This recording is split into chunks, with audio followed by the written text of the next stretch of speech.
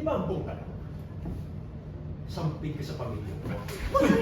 Pusin! Pagpaliin mo yung sinabi mo ah! Hindi ba totoo? Ha?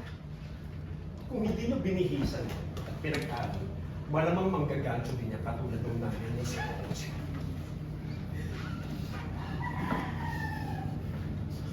Sino ka ang asal niya?